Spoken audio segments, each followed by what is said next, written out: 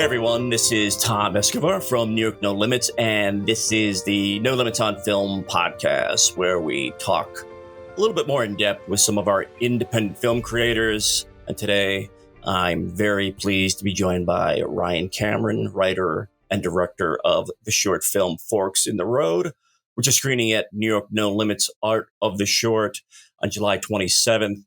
You can get tickets at newyorknolimits.com. Ryan, thanks so much for joining me. How you doing today? I'm doing well. Thank you so much for having me on. No problem. I'm very happy to have you here. So Forks in the Road follows a young Black couple in the South during a date night at a local restaurant. Through conversation, they realize that their summer love is coming to a close end. Compromise is a big question in their relationship. So the two characters, Teddy, the female character, and Wilford, her boyfriend, are talking in a restaurant throughout the film, and I love the very simplistic way it's shot, and I truly mean that as a compliment. I think it's great. It's why I love short films. But Teddy reveals to Wilford that she has an opportunity to take an art fellowship in New York and move away from Mississippi, which is where they are. And she talks a lot about moving away, and she's not sure she wants to leave. And she doesn't really directly tell us why, very clearly. But I'm curious to know from your perspective, what do you think is holding her back from, leaving and exploring another opportunity that's away from her hometown? For me, it's well, this is a proof of concept, and so there's a feature, and basically it's fear. It's being from this town, this place. She's been in this cocoon her whole entire life, and that comfort, leaving that comfort is just scary. And I think that's for a lot of people. A lot of people can relate to when you've been in your hometown your whole life, and then you have this situation that could possibly put you out of it. It's scary. And she's one of those girls who would never admit it. But, Wilford calls her on it. Nobody ever does. Nobody ever calls her on anything, and he does. And so it kind of takes her back. And she has to kind of sit in that and realize it herself, because she's been lying to herself. She's, saying, I don't want to do it because I just don't think it's for me, when, who wouldn't want to go to New York and take this fellowship? So yeah, it's just really fear-based, and just being in this comfort for 20 something years, and not really knowing, what's out there, and just being afraid of that. Yeah. It's very interesting. And, Teddy talks about, being from the South, and this is where, Black people come from. She has that line in the film. I'm curious to know, me, I live in New York now. I've lived in New York for, a very long time.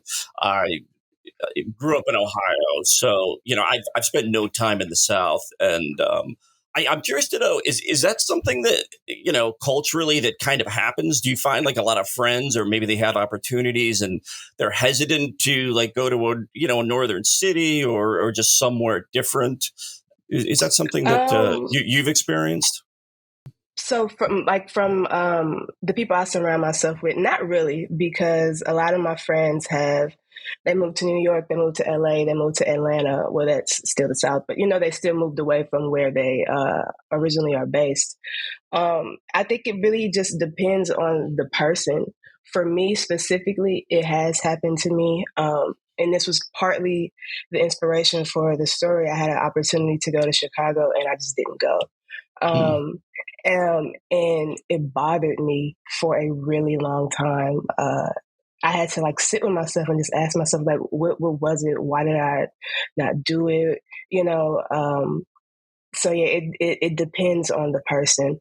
And I think, again, that's anywhere. It could be you just don't want to move again from that comfort. You could be from New York, you could be from LA, you could be from, Nevada or whatever. It's a comfort thing. If you're in a situation where, you really don't have anything, an attachment, or you really don't have family, maybe it's easier to leave. But if you have that comfort and that family based, and you have your friends, and you know people, and you love where you're from, I think it's difficult. And that's my base. That's Teddy's base. Teddy comes from like a huge loving family, so it's kind of hard to leave that.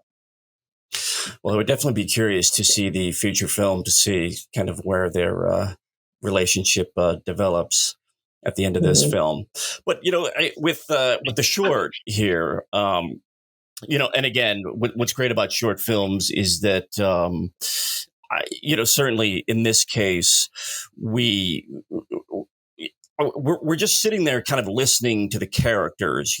They're conversing. There's not a lot of action. There's not a lot of noise. You don't even you underscore the film a little bit, but not really all that much. I'm curious as to way that you shot the film.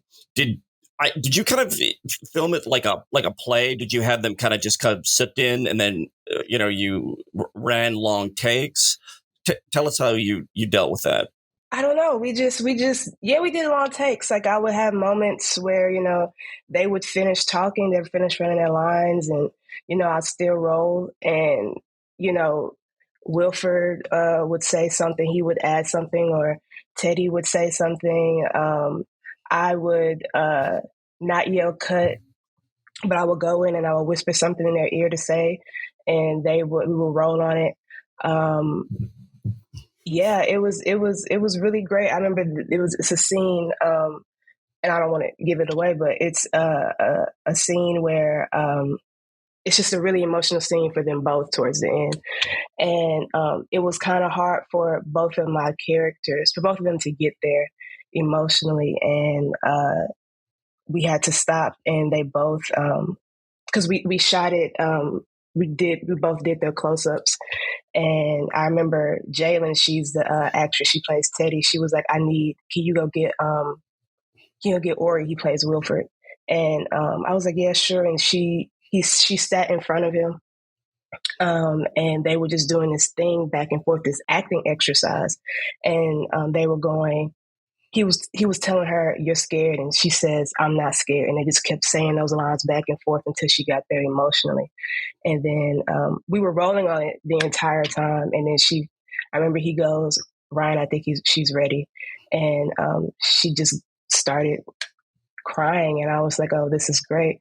But yeah, it was really just, observational, because that's how I wanted people to feel. I wanted people to feel like a fly on the wall. Like, this is a conversation that we shouldn't be in, but we are in. And yeah, we wanted to feel very observational, me and the DP. His name is Asa Dennings. So yeah. Yeah, it's very interesting. Did you shot the film in Texas? Yeah, we shot it specifically in Cedar Hill. Yeah, at a barbecue restaurant. Oh, okay. Interesting. And you used all local casting and crew? Mm-hmm. Yeah.